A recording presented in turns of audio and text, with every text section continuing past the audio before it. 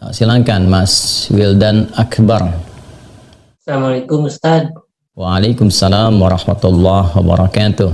Anda dari mana? Saya dari Garut. Dari Garut. Baik. Semoga Anda dan keluarga mendapatkan rahmat dan ridha Allah Subhanahu wa taala, dan semoga percikan rahmat dan ridha itu diberikan juga kepada kita semuanya. Dipersilahkan. Ingin bertanya tentang tempat wudhu Pak Ustaz. Ya. Ya misalkan di rumah kan terkadang tempat wudhunya itu menyatu dengan toilet WC. Nah itu bagaimana, apakah Islam memandang tentang itu? Baik. Terima kasih Mas Wildan, dan pertanyaan ini barangkali juga mewakili pertanyaan dari saudara-saudari kita yang lain terkait dengan hal yang dimaksudkan. Idealnya memang tempat wudhu itu berpisah dengan toilet. Mengapa? Karena di dalam tempat wudhu itu kita juga menyertakan berbagai macam kalimat-kalimat thayyibah yang mengiringi proses wudhu, baik sebelum ataupun setelah wudhu itu dilangsungkan. Bukankah kita saat berwudhu kan mengucapkan Bismillahirrahmanirrahim, kan? Sebagai mula kita mengerjakan segala kebaikan dengan dasar yang Nabi sabdakan, kullu amrin tibalin la yubda'u fihi Bismillahirrahmanirrahim fahuwa abtar. Dan itu juga sebagai ekspresi ungkapan gambaran atas niat yang kita tujukan dari wudhu itu, kita arahkan untuk mendapatkan ridha Allah Subhanahu wa taala. Kemudian juga di akhir wudhu kita juga kan berdoa, dengan mengucapkan syahadatain, syahadu an la ilaha illallah, syahadu anna muhammadar rasulullah. Kemudian kita mengatakan Allahumma ja'alni minat tawabin wa ja'alni minal mutatahhirin. Kalau kita mau kemudian tambahkan juga dengan doa wa ja'alni min ibadikas salihin. Nah, sedangkan kalimat-kalimat thayyibah yang berupa permohonan-permohonan doa dalam kebaikan ataupun menyebut asma-asma yang mulia, nah itu kan umumnya tidak diutarakan saat kita berada di dalam toilet, karena toilet punya sifat tertentu. Sifatnya hanya untuk menyalurkan atau membuang hadas, baik yang sifatnya kecil ataupun juga besar, dengan cara-cara tertentu yang boleh jadi juga melahirkan najis. Sedangkan wudhu itu tidak seketika juga menyatu dengan menghilangkan najis. Bisa jadi hanya hadasnya saja, belum tentu ada najisnya, kan? Sedangkan kalimat-kalimat thayyibah sangat tidak disukai diungkapkan dalam keadaan-keadaan kita masuk toilet. Karena itu saat masuk toilet kita kan berdoanya doa memohon perlindungan kepada Allah dari godaan-godaan setan yang berkumpul di tempat-tempat yang buruk, seperti toilet dan semisalnya. Allahumma inni a'udzubika minal khubuthi wal khaba'ith. Nah, kemudian ketika kita keluar, kita kan beristighfar tuh. Ghufranak, kan? Ghufranak, mohon ampunanmu ya Allah. Nah, ada yang mendetilkan itu. Kenapa kita minta ampunan ketika keluar? Karena kita menahan diri dari pengungkapan kalimat thayyibah yang biasanya kita ucapkan di setiap tempat, kan? Istighfar, sholawat dan sebagainya. Nah, ketika itu terputus saat masuk toilet, seakan-akan ada sifat tawadhu, kita memohon ampunan karena nggak mampu mengungkapkan, karena itu tempat yang tidak pantas, kan? Diungkapkan itu di tempat yang tidak sesuai. Maka ketika keluar kita mengatakan ghufranak kalau ada hal-hal yang tidak tepat di dalam dan tidak mampu mengerjakan hal yang biasa kita kerjakan. Itu adab saja, takdib di dalamnya. Nah, karena alasan inilah akan lebih bagus kalau tempat wudhu itu bisa terpisah sendiri dengan toilet, sehingga nanti kesempurnaan hal-hal yang mengiringi bisa dilakukan.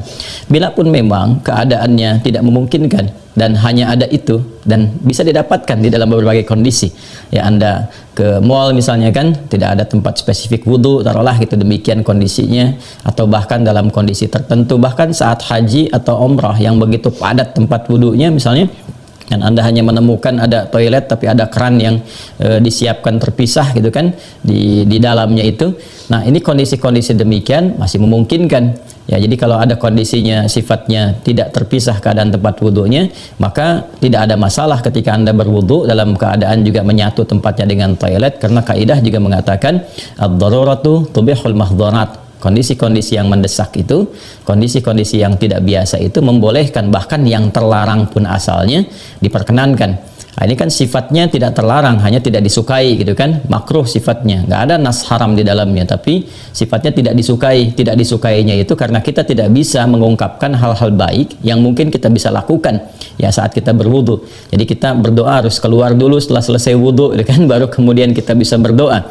Ataupun bismillahirrahmanirrahim hanya kita bisa ungkapkan dalam hati, nggak bisa kita lafadzkan gitu kan. Doa-doa pun kita iringkan di dalam hati. Nah itu hal-hal yang menjadikan kita kemudian tidak maksimal. Pun demikian juga ada satu kondisi lain, itu kan tempat berkumpulnya setan di tempat-tempat yang kurang bagus itu, sehingga godaan-godaan saat berwudu dan sebagainya, nah itu kadang-kadang lebih banyak. Nah ini tentunya juga di satu sisi tidak berlaku juga ya kondisi ini saat misalnya kalau mandi besar, kadang-kadang kan juga tempatnya menyatu juga dengan toilet, kan mandi besar juga berlangsung wudu di dalamnya, gitu kan? Nah ini kita harus fleksibel juga dalam kondisi-kondisi demikian. Jadi ini yang mau saya katakan, tidak berhukum haram, itu bisa dilakukan. Kalau tempatnya kita misalnya memungkinkan untuk berpisah, bagus ada dipisahkan. Tapi kalau menyatu pun tidak ada masalah, kan? Tidak ada masalah sepanjang dalam keadaan-keadaan darurat tertentu dan tidak berhukum haram. Ya, apa dalilnya? Yang tadi saya sampaikan. Ya, tidak ada nas spesifik mengharamkannya, dan kadang-kadang kita mandi besar juga ya, al-ghuslu dari janabah dan semacamnya juga berlangsung, dan dalam mandi besar juga ada wudu. Namun barangkali kesempurnaan itu tidak bisa kita iringkan dengan kalimat-kalimat thayyibah yang diungkapkan, hanya dalam hati kita lakukan. Jadi kalau tidak ada tempat lain dan menjadikan Anda berwudu misalnya menyatu dengan toilet, di dalamnya ada toilet, maka kalimat-kalimat thayyibah itu cukup dalam hati, tidak perlu diungkapkan di lisan, ya kan? Dan sempurnakan wudu Anda, lalu ketika keluar Anda berdoa sebagai penutup bagian dari wudunya. Demikian kiranya bisa disampaikan, wallahu taala a'lam bissawab. Dan sebelum saya menutup, ada sesuatu yang sangat menarik ketika Ibnu Abbas radhiyallahu taala anhuma menyampaikan kisah Nabi sallallahu alaihi wasallam ya saat beliau berada di kediamannya Sayyidah Maimunah radhiyallahu taala anha, dan malamnya kemudian bangun ya, bangkit dari tidurnya, duduk dulu menghilangkan bekas ngantuk.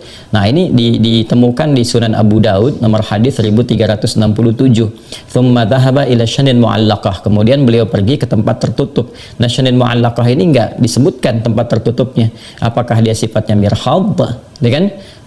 Apakah tempatnya toilet yang menyatu, kamar mandi, ataukah dia tempat wudhu, dengan bidha, apakah dia tempat wudhu.